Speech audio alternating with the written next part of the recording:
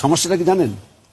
সমস্যাটা হলো, এটা যদি খুব ভিতরে যেতে হয়, সমস্যা এগুলো যারা ভারতে গিয়েছিলেন মুক্তিযুদ্ধের নামে, তারা আসার পর মনে করেন তারা এই দেশটাকে দখল করেছে এবং তারা এই দেশে সবসময় শত্রু দেখে।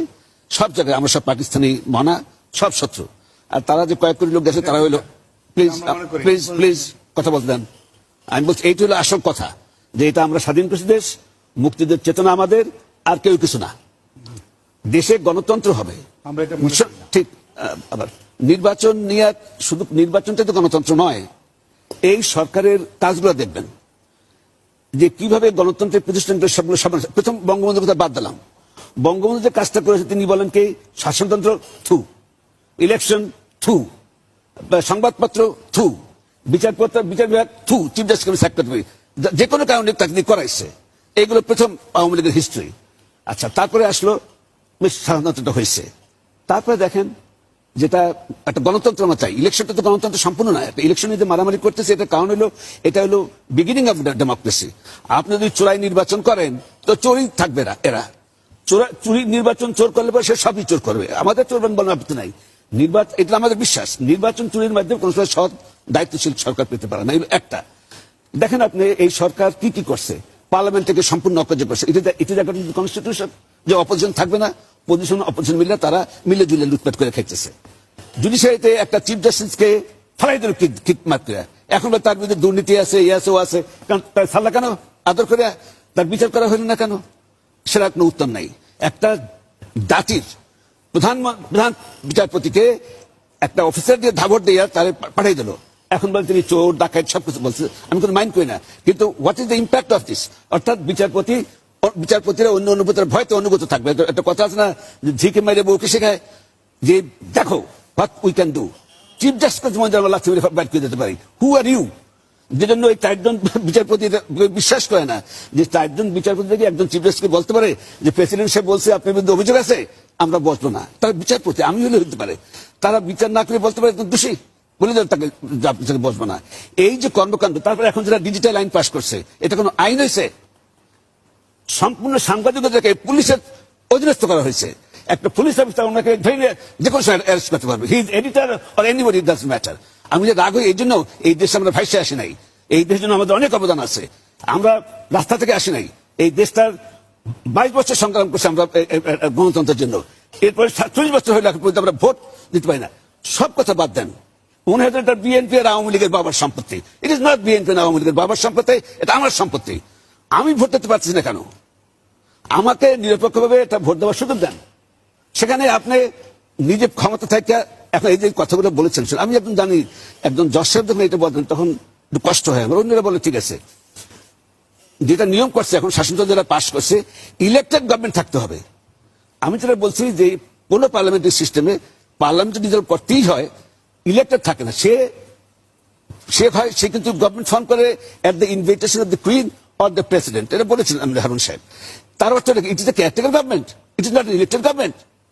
এইটা যদি আমি বলি মহাভারত, এটা কোথাও পৃথিবীতে নাই, গায়ের জোর কথা বললে হবে?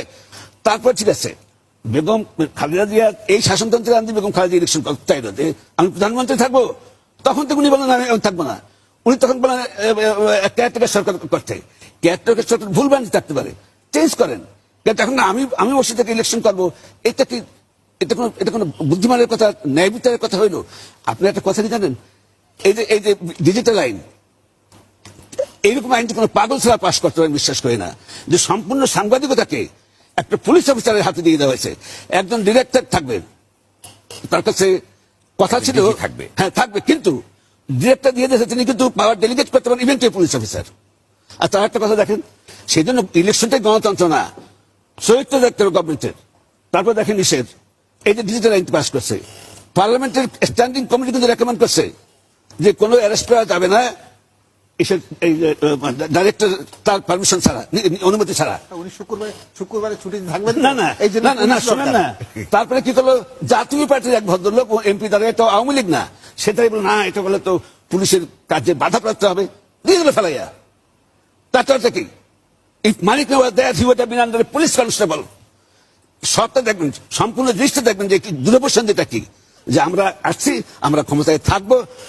আচ্ছা শোনেন একটা কথা কি জানেন, দুর্নীতিতে আপনারা একদিন করবেন না। দুর্নীতি দেশটা ছাইয়ে গেছে, সকলেই বলে পুলিশ দুর্নীতিতে ফার্স্ট হয়ে যাইতেছে এবং পুলিশ যে সবকিছু আপনাদের শাসন করতেছেন।